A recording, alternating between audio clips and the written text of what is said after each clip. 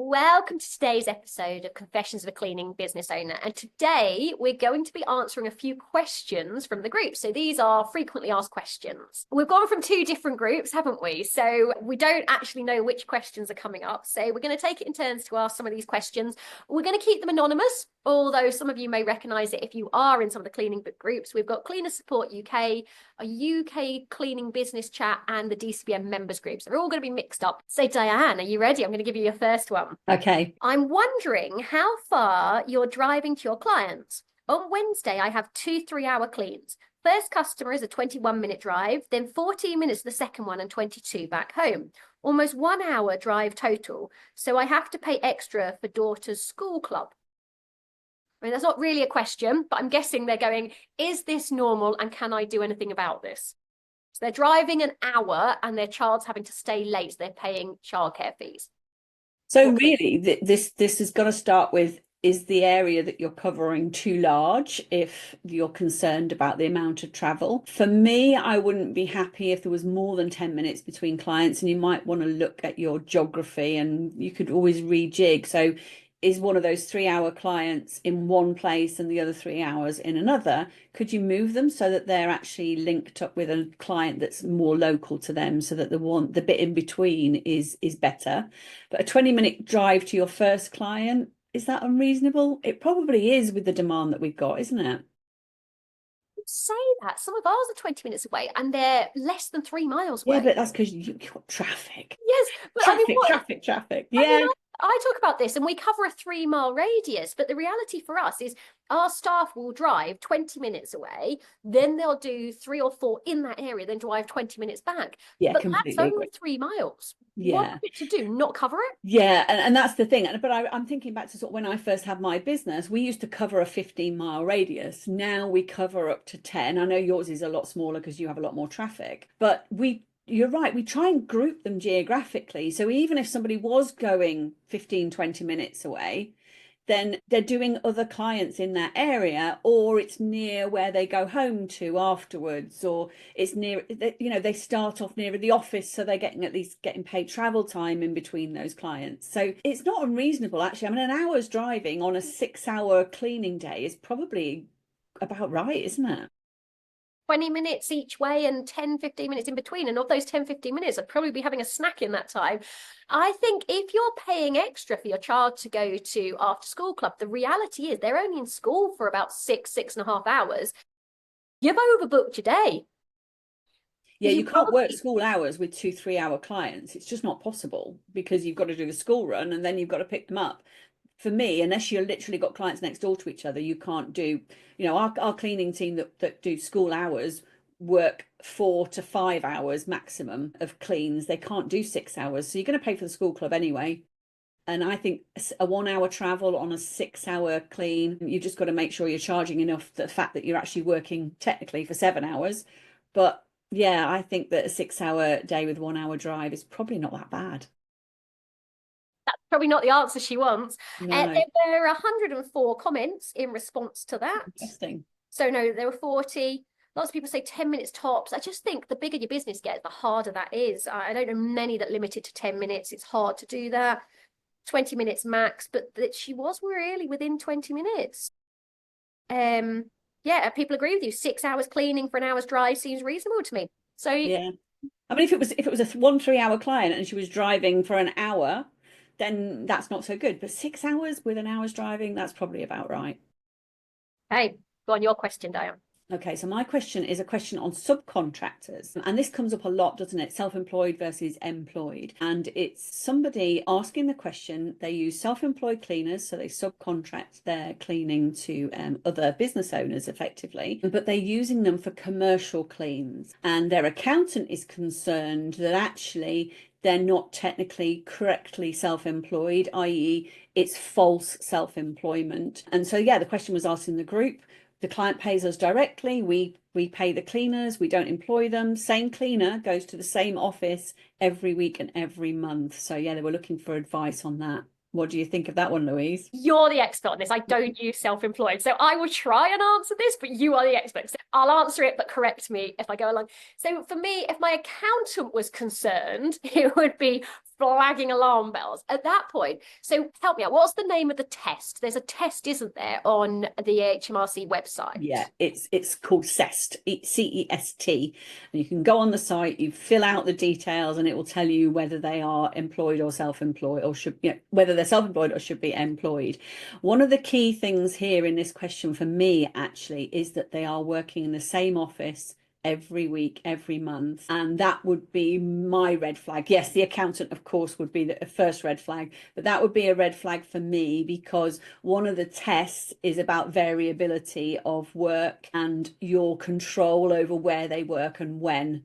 And yes, of course, as cleaning business owners, we have to have control over where they work and when, but if it's variable enough, then it kind of meets the criteria. So that would be my main concern, that they're working in the same place every week. However, if they have got lots of other clients, then that could outweigh that. So for me, it's always a bit of a balance when it comes to, are they genuinely subcontractors or not? With this one, there wasn't enough information to make that decision completely. And actually the questions and follow-ups were, it's okay, but you need the correct contract in place. But also, I think somebody said you need to listen to your accountant. And I probably would say, yes, I agree. Think there's an interesting thing, because they're now changing the status as of April. They're changing the status. So there isn't self-employed, employed and workers. They're getting rid of that. So there's now just self-employed and workers. So they are changing some of the classifications that are coming in. But also, one of the ways that people do get round this, which seems to work quite nicely, if, for example, you send out all the work options to all your staff and then they pick, regardless of them whether they pick the same ones each week, you then would have an argument if HMRC investigated to say, well, they pick it. Yes, okay, they're going to the same place, but they're choosing to. I am operating as genuinely a self-employed operator. Yeah, and I think, obviously I have been investigated by HMRC on this very subject. Thankfully, we're doing everything all above board, as we shared in a recent podcast. But for me, the key thing and my number one criteria is they have to other the clients. If I'm their only client, for me, that's not self-employment. That's not a business. If you only have one client, you should be a worker or an employee. But yeah, they are changing it to self-employed or worker, aren't they? Because there's been too many grey areas. And we talked about this, didn't we, when we were talking about the changes, that I actually think it's a good thing to make it clearer. So the risk point here is not having other clients, going to the same cleaner each week, the same client each week. The payment method works, that's fine. The client pays you and you pay the subcontractor and they invoice you for their services, that's okay. But the other bit is going too far into the grey area for me to be comfortable with it. And I'd be encouraging this person to look at employing them. And sometimes it's the fear of employment that stops people doing it. But we bust all those myths, don't we, in all our training, where actually employing people is not as hard as people often think, and not as expensive as people often think either. Okay, you ready for the next one? Yes. I'm going to give you one follow-up question you can ask me, because I think the answer to the question you're going to ask me is in the comments. So I've realised for a long time I've been massively undercharging myself, especially for a well-off family. I have to drive 20 minutes every fortnight. I've been with them for 8 years. There's more to this, but is a £3 increase per hour too much? How can I word it? And I've been putting it off for a long time, but with minimum wage rising, it's something I really need to do. You can give me one follow-up question. When did you last increase the price? So she's currently charging them £12 an hour. Oh. I thought you'd like that one. Oh my God. Is £3 an hour too much? It's not enough. Oh God, this is a really hard one, because the client's probably going to cancel if you put it up by more than £3, but at £15 an hour, that is seriously not enough. It would kind of depend how big a client they are. I don't think you said in the question how long she goes for, did you? No, just that it's a well-off family. To be fair, Diane, you say they're probably going to cancel. At £15, who are they going to replace you with? Oh no, I don't think they'll cancel at 15. What I meant was, if you put it up by more than £3, they'll probably cancel. But £3 is the minimum, because £12 an hour, first of all, it's going to be below minimum wage, never mind the fact that you might have expenses. But it might be that they're providing cleaning equipment, cleaning materials, so your only expense is driving to the job, in which case £15 an hour is not as bad as it could seem. But yeah, I want to reach out to that person and just go, would you like some help in getting clients that will pay more than £15 an hour? Interestingly, so I've looked at the stats, I don't know whether you've looked at the stats, but I've looked at the stats on this. When people are going up from 20 to 25 pounds an hour and they're terrified and they're going to lose all their customers, what I'm finding with the people I'm working with, they're losing about 20% of their customers. Yeah. At which point I'm going, but you're making more money losing those. You are better off losing those customers than not doing it. And so they're shocked at how little. As we're getting up, pushing towards, if you jump from 25 to 30 pounds an hour, people are losing sort of 30% of their customers. Yeah. But they're not losing them all in one go. They're being lost over, it's often over a 4, 5, 6 month period that they're losing 30% of their business. But most of the time, by the time you're at those rates, you know how to get new business. And so if you lose 30% of your customers, you know, there's natural drop off anyway. You pretty much know how to replace them. So people aren't losing customers. It's really hard to replace good cleaners. So I think a lot of people are afraid of putting their prices up because they're going to lose the customers, but the statistics are just not backing that up. Yeah, and that £12 an hour cleaner working for a very wealthy family, that very wealthy family are getting an absolute bargain, aren't they? And yeah, if it's not been put up for several years from the sound of it, yeah, it's a difficult one. But one of the things that I always encourage people to do before they put their prices up for their current customers is the next new inquiry is a new price. And as soon as they learn to sell at that new price, so they might not win the first one, but they might win the next one, it gives them the confidence then to go, well, actually, I'm signing clients at £25 an hour, so my current clients can now go up because I've got that confidence. Or even at £20 an hour, you know, gain that confidence, don't you, by actually doing it. And you can always start with new clients just to practice. Love it. Go on, your question, Diane. Okay. So I have got here, this is a bit of another staffing one. I know you love staffing questions, Louise. Happy New Year. I'm looking for some advice regarding my staff member. She's been working for me since August. There hasn't been a full month that she hasn't had a day off sick. We've had some time off over Christmas and changed the days, hours we work to work around our families, etc. She's due at work tomorrow, has rung in sick again. So this is literally first week back. What's the procedure now for letting her go? I've lost several clients since she started and can actually manage on my own again now. It's not worth the stress. Thanks in advance for any guidance. Sickness absence, really, that's been ongoing since August and not been dealt with. And now it's come to a head, hasn't it? I think that's the point. It's not been dealt with. So now it's like, how do I get rid of that? Legally, you're going to struggle with that one a little bit because you've not dealt with it. So you're going to have to start dealing with it. Point is that every bit of advice that I give from here on in should have really been started in August. So the first step is when someone has time off, what you haven't mentioned is why they're having time off. So they're going to give you, in my experience, an excuse. I've got a cold, I've got a tummy ache, I bumped my toe, I've crashed my car. Whatever it is, whether it's true or not, there will be a reason that is provided. So what we want to do is start tracking that. You said they've not had a month without one day off. Well, one day a month isn't massive here, guys. So I'm guessing it's more than that, and it's the inconvenience. So what we want to do is start doing back to work interviews. So come back in. You went off with a stomach ache. Are you better now? Let's check you're okay. Do you need 48 hours off? Was there diarrhea? Was there vomiting? Let's actually break that down and have a conversation and be supportive. And you'll find that if they are sort of making it up, then we're starting to see patterns. So if it was for childcare, well, actually, there's a pattern. I'm noticing you have a childcare issue on every time there's a school holiday. Do you think we need a backup childcare plan, or do we need to book you off? So let's start dealing with the problems, and that means tackling it every time, even if it's awkward. If you now want to get rid of them, it's a really interesting one, because if you're getting rid of them on grounds of capability, well, you're going to now need a case study of that, which means that you are going to have to have done a follow-up interview. You're going to have to have given a warning. You're going to have to give, what do you call it, a notice of improvement. What do you have a name for it, don't you? Improvement notice, yeah. Improvement notice. So you're going to have to tell them what you expect them to do to get better.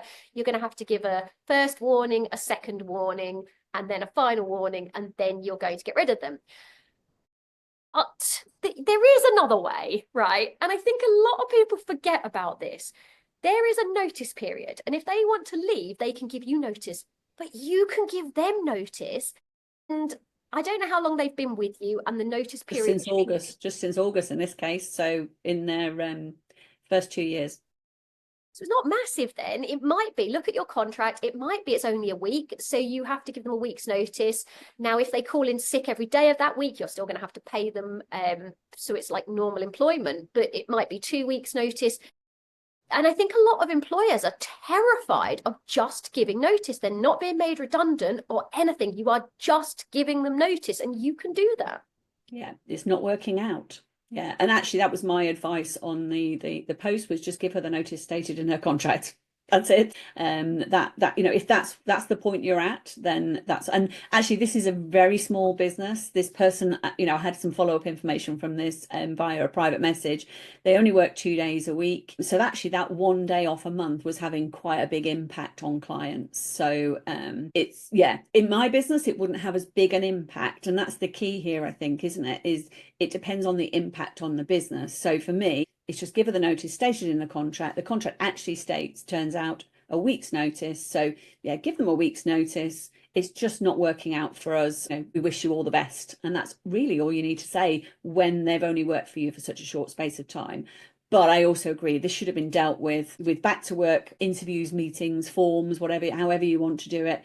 But that holds them accountable. That's what we've found in ours. And they start to realise what they're doing, because you're pointing it out to them every single time they have a duvet day on a Monday or whatever the pattern is that's going on. I think the reality is, though, if we look at the business owner who hasn't tackled this at any of the previous steps, they obviously don't like conflict at all. And so I'm looking at this business owner going, right, so you don't like conflict, so you aren't going to want to deal with this through a disciplinary process, right? So let's rule that out. So then you've got to go through the mega conflict of giving them notice. And I don't know if you've ever done this, but you are going to then get every sob story you've ever heard. Do you realize the impact of me? I'm going to be unemployed just before Christmas. I'm not going to be able to feed my children. And if you wanted to avoid conflict, you've now got bigger conflict. And I think that a lot of people think that by avoiding the low levels of conflict, we're going to avoid conflict. No, you are going to get a much bigger problem down the line. I think it's like any problem, if you avoid the problem, it gets bigger. And this is exactly the same. So the problem of the sickness absence started in the first month in August and then carried on into September, not been a full month that she hasn't had time off sick. If that was dealt with earlier, it would either have stopped it or you would have managed her out the door sooner and not had it come to a head where that's your only decision point now. Let's be realistic, though. Even if you had managed it from the very first step, we're only 4 months in. I don't know. I wouldn't have managed someone out. It depends on their levels. But if we're talking 1 day, you probably wouldn't have got rid of them. So I wouldn't feel guilty at this stage. It's early enough with it. Anyway, right. Question for you, Diane. This is a tricky one. And this wasn't actually answered. So it's only just been asked. Are there any insurance policies that cover if I fall or have an accident in a client's home during my work time there, which result in my not being able to work? Oh, that's interesting. Really throwing you under the bus here, haven't I? Yeah, I don't know if I actually know the answer to this one, because as a business owner, as a self-employed business owner, as sole trader, there are going to be sickness policies out there that might cover your self-employed income, but it might also depend on how new your business is and therefore how dependent the business is on you, and therefore how expensive that policy might be, because they might see you as quite high risk. If you're a director of a limited company, that's slightly different. There are less expensive policies out there that would cover you as a director. But as a sole trader, I'd imagine that's going to be quite pricey. I'll answer this a little bit differently, because I think when it comes to insurance, there's 3 main types of insurance. There's public liability, and that's anyone that gets injured, apart from you, if you injure anyone. There's public indemnity insurance. What's it called? Professional indemnity. Indemnity, where you give advice. Now, for most cleaners, we don't really need that. And then there's the employer's liability. You're not going to get covered by any of those. So in terms of a policy that you're looking for, you're then looking for a separate policy.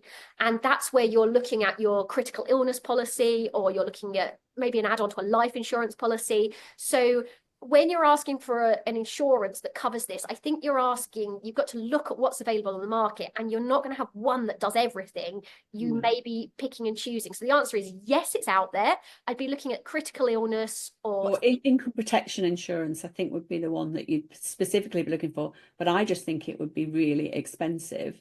And you may be better to self-insure than to pay out for that kind of policy as a sole trader.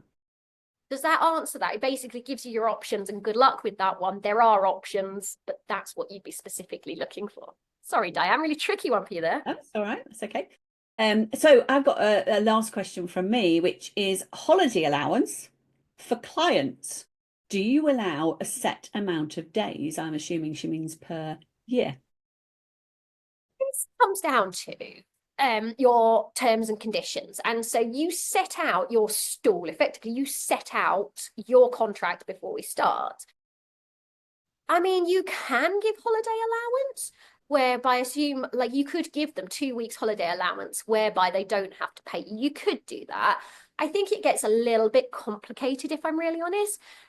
Personally, because they normally take holiday during some of my busiest times, which are the school holidays, I just say you need to give me 4 weeks notice. So I think for me, I don't do holiday allowance, but I can see that it would work well. I think it's going to be a bit annoying, though, for them when they take their 3rd week holiday and you go, well, I didn't charge you last time. Well, now you've got over your holiday allowance. You've now got to pay what, full price or what? I mean, you can do what you like. You're writing your own terms and conditions. So yes, you can have it. You can write what you like. But I don't know how it would get taken and the impact of it, really. What's your thoughts, Diane? Yeah, and I think, this again sort of goes to, are you a sole trader, a solo cleaner, actually, because you can be a sole trader with a team. Are you a solo cleaner or a business with a team? And I think if you're a solo cleaner, it's got to be really tough, actually, for clients that take holidays. Maybe some of our clients take 4 weeks off in the summer, but like you, we're sometimes a bit grateful because we've got team members having holidays as well. So actually it doesn't affect our ability to schedule and we don't have gaps. But if you're a solo cleaner and you have a client that takes 4 weeks off in the summer, well, that's 4 weeks of lost income. Even if they give you plenty of notice, it's going to be hard to fill those slots with one-offs. Because say it's a 3-hour weekly clean, well, there aren't many 3-hour one-offs out there that are going to give you good feedback, are they? Because you can't do a lot in 3 hours on a one-off clean. So yeah, I think for a solo cleaner, this could be something that would be worth looking at. And like you said, it's all in the T's and C's. You're then going to have to sell it. To introduce it for current clients is going to be the hardest. Yeah, I don't think I'd have a problem selling it. If that's what I had decided to do, then I'd say there's 2 weeks holiday where you don't have to pay, but like anywhere, I need paying. But what's the normal? It's 6 weeks holiday, isn't it? So if you were employing someone, then they would get 6 weeks paid holiday. So when we say giving them a holiday allowance, is that 2 weeks where they don't pay? If you were to follow normal employment laws, they should pay you for the full 6 weeks that they go on holiday.